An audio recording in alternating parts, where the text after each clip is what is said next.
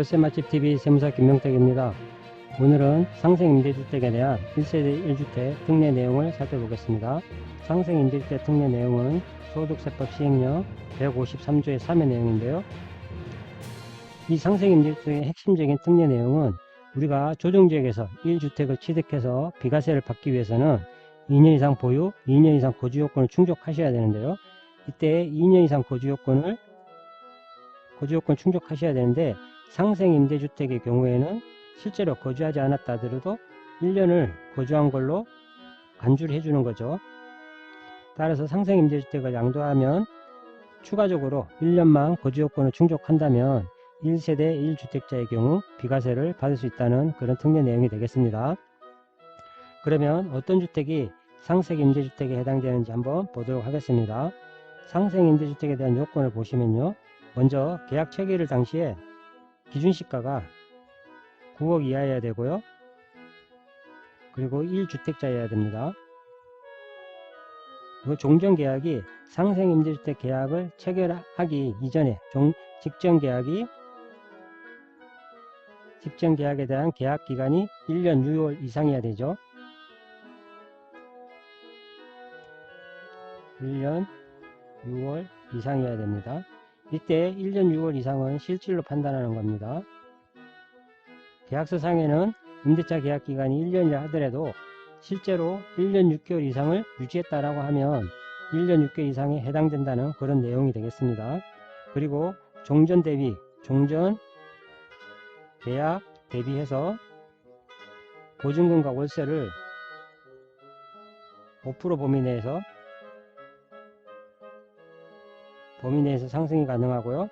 그리고 임대차 계약은 2020년 12월 20일부터 2022년 12월 31일 이 기간 안에 이 상생임대주택 계약을 체결해야 이렇게 상생임대주택 요건에 해당이 되겠습니다. 그러면 사례를 통해서 한번 살펴보도록 하겠습니다. 사례의 경우에 거주자 갑이 2020년 6월 30일 조정지역에서 주택을 취득하였고요. 이 갑이 취득한 1주택, 1세대 1주택이라고 하면 비과세를 받기 위해서는 2년 이상 보유 요건을 충족하셔야 되고요. 그 다음에 2년 이상 거주 요건을 충족하셔야 되죠. 근데 상생 임대주택에 해당이 될 경우에는 실제로 거주를 하지 않았다 하더라도 1년 거주를 한 걸로 간주해 준다는 그런 내용이 되겠습니다. 그래서 갑이 취득한 다음날 2020년 7월 1일 전세로 보증금 3억의 임대차 계약을 체결한 거죠. 그리고 임대차 보호법에 따라서 최대한 2년을 보장을 했고요. 그리고 이렇게 만료된 이후에 재계약을 2022년 7월 1일에 체결하였는데요. 보증금을 5천만원, 나머지 일부 부분에 대해서는 월세로 전환한 거죠. 그리고 이 임대차 계약은 2년 동안 유지가 된 겁니다. 이렇게 2년 동안 유지가 돼야 되죠. 상생 임대차 계약의 경우에도. 그래서 이 상생 임대주택 계약이 해당이 되려면 첫 번째, 이 계약 체결일 당시에 기준시가가 9억 이하여야 되는 거죠. 그리고 1주택자여야 됩니다. 따라서 갑의 경우에 기준시가가 9억 이하고 이 주택이 계약 체결 당시에 1주택자라고 가정을 하고요. 그리고 직전계약이 1년 6월 이상이어야 되는 거죠. 네, 보시면 임대차 계약이 2년 동안 유지가 됐죠. 따라서 1년 6월 이상은 충족이 된 겁니다. 이거는 실질로 판단한다고 했죠. 그리고 종전 대비해서 보증금과 월세를 5% 범위 내에서 합의대에서 상승시킬 수 있다는 거죠. 그리고 계약기간은 이와 같은 계약기간은 2020년 12월 20일부터 2022년 12월 31일 이 사이에 체결이 돼야만 상생임대주택에 해당이 되겠습니다. 그리고 이게 임차인이 을이라고 하면 임차인이 을에서 병으로 바뀌는 경우에도 1년 6개월 이상이 지속된다면 상생 임대주택에 해당이 될 수가 있고요. 그리고 계약갱신 청구권을 행사할 수가 있죠. 여기서 그러면 우리가 임대차 3법을 한번 살펴보도록 하겠습니다. 임대차 3법이라고 하면 임대차 3법은 2020년 7월 30일 날 국회를 통과해서 시행이 되고 있는데요. 임대차 3법이라고 하면 먼저 계약갱신 청구권, 그리고 전월세 상한제, 그리고 전월세 신고제, 이렇게 계약갱신 청구권, 전월세 상한제, 전월세 신고제, 이 세 개의 법을 임대차 3법이라고 하고요. 전월세 신고제의 경우에는 2021년 6월 1일부터 시행이 되고 있는데요. 보증금이 6천만원을 초과하거나 또는 월세가 30만원을 초과하는 경우에 이 전월세 신고 대상이 되겠습니다. 이렇게 계약갱신 청구권과 전월세 상한제의 경우에는요, 2020년 7월 31일 날 국회 통과돼서 바로 시행이 되고 있죠. 7월 31일부로 바로 시행이 되고 있는데요. 이 계약갱신 청구권의 경우에는 소급적을 적용을 합니다. 소급 적용을 적용하는데요. 이 계약갱신 청구권의 경우는 7월 30일부터 시행이 되지만 7월 31일 이전에 체결하고 있는 계약에 대해서도 계약갱신 청구권을 부여하고 있죠. 이때 계약갱신 청구권이라고 하면 우리가 종전에 주택임대차보호법에서 2년을 보장했죠. 거기에 계약갱신을 청구해서 2년 더 보장을 받을 수 있는 이러한 내용이 계약갱신 청구권이 되고요. 이 계약갱신 청구권에 대해서는 소급 적용한다. 즉 7월 30일 이전에 계약된 임대차 계약에 대해서도 계약갱신 청구권을 인정해주고 있다. 이렇게 알고 계시면 되겠습니다. 따라서 상생임대차 계약이 되기 위해서는 계약갱신 청구권이 행사된 주택, 그죠? 행사된 주택에 대해서도 상생임대주택에 해당될 수가 있는 겁니다. 그리고 당연히 등록임대주택에 대해서도 상생임대주택에 해당이 될 수가 있죠. 이 경우는 우리가 등록임대주택의 경우에는 5% 상한을 지켜야 하고요. 그 다음에 임대 의무 기간이 뭐 10년 이렇게 잠기지 않습니까? 그래서 당연히 상생임대주택에 해당이 될 수가 있는 겁니다. 그리고 아까 살펴보았듯이 임차인이 변경된 경우에도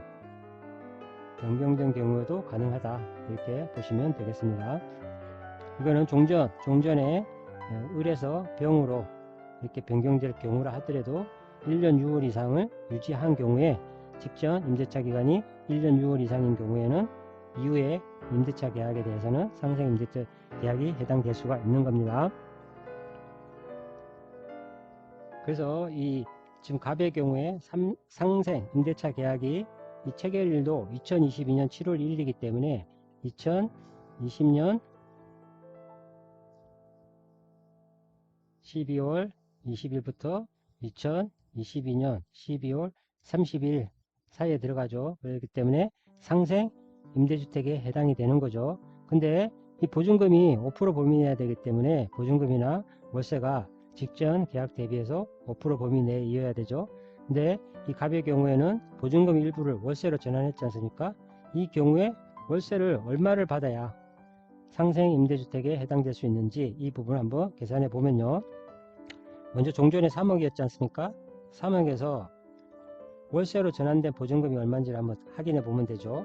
근데 이게 보증금이 5천만이라고 했죠. 이 5천만원도 5%가 상승된 부분이라고 보면 이 5천만원을 1.05로 나누면 되겠죠. 이렇게 나눴을 때 이 금액이 4,761만 9천 이렇게 나오고요. 그러면 이 3억에서 4,761만 9천 67원을 차감하면 이 나오는 금액이 2억 5,238만 953원인데요. 이 금액이 어떻습니까? 월세로 전환된 거죠. 월세로 전환된 거죠. 이때 월세로 전환될 때 전환율은 10%하고 3.75%를 비교해서 낮은 건데요. 그래서 당연히 3.75%가 되죠. 3.75%는 우리 기준금리에다가 2%를 더한 금액인데요. 어쨌든 이때 월세로 전환율은 현행 3.75%가 되겠습니다. 그러면 이 보증금이 2억 5,238만 953원이 월세로 전환됐기 때문에 월세 전환율 3.75%를 곱하면 이 금액이 나온 금액이 946만 4,385원이죠. 이렇게 월세로 전환된 금액이지 않습니까? 이 금액을 5% 범위 내에서 상승할 수가 있는 거죠. 946만 4,385원을 5% 범위 내에서 조정할 수가 있기 때문에 이 5%를 계산하면 993만 7,500원이 나오고요. 이거를 12달로 나누게 되면 최종적으로 월 받아야 될 금액은 82만 8,125원이죠. 이 금액 범위 내에서만, 이 금액을 초과하면 안 되고요.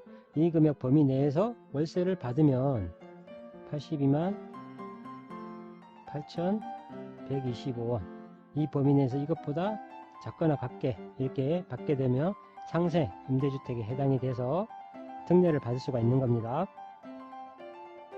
현행 상생 임대주택에 대해서는 제가 설명드린 바와 같은데요.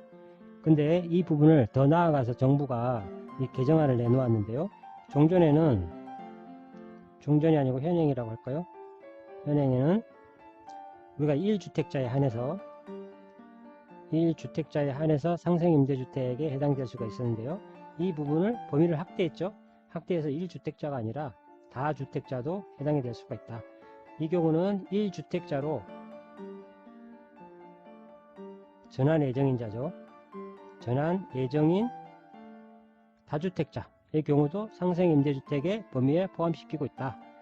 그래서 이 다주택자가 A와 B 주택, C 주택을 임대하고 있는 경우에 A 주택을 처분해서는 이게 과세되겠죠. 양도하고 이것도 과세되죠. 그리고 C 주택, 최종적으로 남은 C 주택을 상생 임대주택으로 만들어서 할 경우에는 거주 요건을 종전에는 1년을, 지금 현행은 1년을 간주해 주고 있는데요. 이 부분을 개정안에서는 2년 거주 요건을 면제해 주고 있습니다. 그래서 이렇게 1주택자에서 다주택자로 범위가 확대됐다. 그리고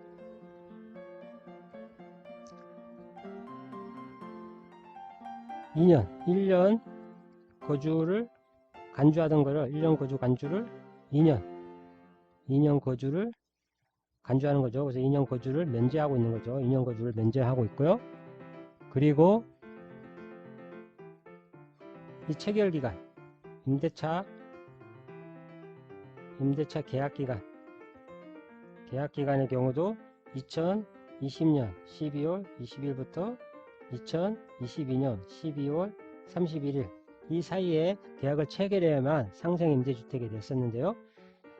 임대차 3법이 2020년 7월 31일 이후부터 시행이 됐죠. 이후부터 시행이 됨으로 인해 가지고 만기가 2022년에 만기가 돌아오기 때문에 이 부분에 대해서 새롭게 상생 임대차 계약을 체결할 경우에 인정해야 될 필요성이 있지 않습니까? 그래서 이 부분을 2년 연장해서 2024년 12월 31일까지 상생 임대주택 계약을 체결할 경우로 범위를 확대해 준 거죠. 2년을 더 기간을 연장해 줬다. 이렇게 보시면 되고요. 그 다음에 장기보유 특별공제의 경우에, 장특공의 경우에 우리가 종전에는 그냥 단순히 표 1만 적용을 해줬죠. 표 1만 적용했는데 이제 현행의 정부 개정안에 의하면, 정부 개정안이고요. 이거는 2022년 6월 21일 부동산 대책에서 발표를 한 내용이죠. 종전에는 장기보유 특별공제에 대해서 표 1만 적용되던 거를 이제 2년 거주요건을 면제해 줬기 때문에 장특공에 대해서 실제로 2년을 거주 안 했음에도 불구하고 2년 거주한 걸로 간주하기 때문에 장특공의 경우에 표 2를 적용받을 수가 있는 거죠. 표 2를 적용받는다는 뜻은 뭡니까? 2년 이상을 거주한 경우에 보유에 대해서 4%, 거주에 대해서 4% 해서 10년 이상이 되면 40%에서 80%까지 받을 수 있는 내용이 장기보유 특별공제 표 2의 내용이지 않습니까? 그렇다라고 하면 이렇게 상생 임대주택으로 임대차 계약을 한 상생 임대주택의 경우에 전혀 거주를 하지 않았다 하더라도 장특공 표 2가 적용되기 때문에 보유에 대해서는 10년 이상이라고 하면 4% 곱하기 10년 해서요 40%까지 최대로 받을 수가 있고요. 그 다음에 거주에 대해서도 2년 이상 거주한 걸로 보기 때문에 2년 곱하기 4%에서 8%까지, 그죠? 8%까지 해서 도합 48%까지 최대한 거주를 하지 않았다 하더라도 48%까지 장기보유 특별공제가 가능한 거죠. 이렇게 정부가 2022년 6월 21일자로 부동산 대책으로 개정안을 발표했는데요. 이는 시행령 개정을 통해서 시행령 개정이 7월 중으로 이루어질 걸로 알았는데요. 현재 아마 진행 중인 걸로 알고요. 바로 곧 시행될 걸로 이렇게 생각하시면 되겠습니다. 그리고 이렇듯 우리가 조정지역에서 주택을 취득한 후에 개인 사정상 거주를 못하고 계시는 분이나 또는 다주택자가 임대하고 있다고 하면 우리가 똘똘한 한 채를 최종적으로 상생임대주택으로 만들어서 처분하신다면 비과세를 받을 뿐만 아니라 장기 보유도 최대한 48%까지 공제가 가능하다. 따라서 이러한 상생임대주택을 최대한 활용을 해야겠죠. 최대 활용을 통해서 절세 포인트로 가져가시면 되겠고요. 이상으로 상생임대주택 특례에 대해서 살펴보았습니다. 정보가 유용하셨다면 구독과 알림 설정 부탁드립니다. 이상으로 마치겠습니다. 감사합니다.